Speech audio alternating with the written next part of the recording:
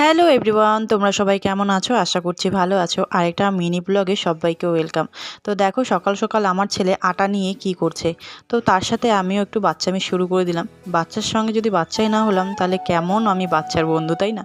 তোমাদের তো আগেই বলেছি আমি আমার ছেলের মা হয়ে না, বন্ধু হয়ে থাকতে চাই সারা জীবন। তো দেখতেই পাচ্ছ ও আটাগুলোকে ভালো করে চার ভাগে ভাগ করে দিয়ে পুরো হাততালি মারতে শুরু করে দিয়েছে। তো তার সাথে সময় দেওয়া তো শেষ হলো। এবার আমি সকালবেলা চলে আসছি খাইতে। খাওয়ারটা দেখো কি নিয়েছি আজকে, না ছোলা, কাবলি ছোলা আর হলো ঘুগনি মটর দিয়ে সবজি হয়েছে, আর হয়েছে রুটি। তো যাই হোক, রুটি কার কার ভালো লাগে অবশ্যই কমেন্ট করে জানবে। তবে বিশ্বাস করো আমার খুবই ভালো লাগে, কিন্তু আজকে আমার একটুও খাওয়ার ইচ্ছে যাচ্ছিল না, জানি না কিসের জন্য। থাকে না রুচির ব্যাপার, রুচিটা একটু না চেঞ্জ হয়ে যাচ্ছে। আর দেখতেই পাচ্ছ আর একটু গোলুমোলু হয়ে গেছি বাড়ির থেকে আসার পরে। তো এদিকে দেখো দুপুরবেলা স্নান করে চলে এসেছি সোজা রান্নাঘরে এসে ডাল বসিয়ে দিয়েছি, ভাত বসিয়ে দিয়েছি। আর এখন ছেলেদের জন্য আর কি সবজি বেছে নেব। সঙ্গে আজকে মাছ, শিঙনি মাছ দিয়ে আর কি শীতের সবজি দিয়ে শিঙনি মাছের ঝোল বানাবো। তো দেখো সবজি কেটে নিয়েছি, এদিকে আছে ফুলকপি, টমেটো, আলু, তারপর হলো কড়াইশুঁটি সব কিছু নিয়ে নিয়েছি। আর এদিকে মাছগুলোকে একদম পরিষ্কার করে নিয়ে নিয়েছি।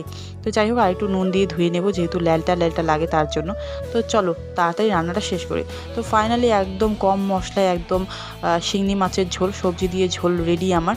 আর এটাই কিন্তু আমার দুই ছেলে একদম স্বাদ নিয়ে খাবে, কারণ ওরা খুব পছন্দ করে আমার হাতে শিঙি মাছের ঝোল। তো তোমরাও এভাবে রান্না করে খাওয়াতে পারো। আর হ্যাঁ, রেসিপিটা যদি দেখতে চাও অবশ্যই কমেন্ট করে জানাবে। এদিকে দেখো আমি রান্না বসিয়ে দিয়েছি, অর্ধেক দিয়ে চলে এসেছি। আর যাচ্ছি হলো বাড়ির বাইরে। তোমাদের তো একটু কম বেশি সবাইকে দেখিয়েছিলাম আমাদের বাড়ির বাড়ির থেকে বের হলেই আর কি একটা কুল গাছ আছে পাশের বাড়ি। তো সেই কুল গাছের দিকেই যাচ্ছি আমি দৌড়ে দৌড়ে। কারণটা হচ্ছে রোদ্দুরটাও ভালো উঠেছে, তার সাথে আমার একটু টক খাওয়ারও মন গেছে। আবার ভেবো না যে আমি আবার নতুন করে মা হতে চলেছে নাকি, না না, সেটা কোনো ব্যাপার না। এটা হচ্ছে কুল জিনিস আর কি, টক জিনিস। প্রত্যেকটা টক জিনিসের উপর আমার একটা আলাদাই ফিলিংস আসে, সেটা বলার মতো না।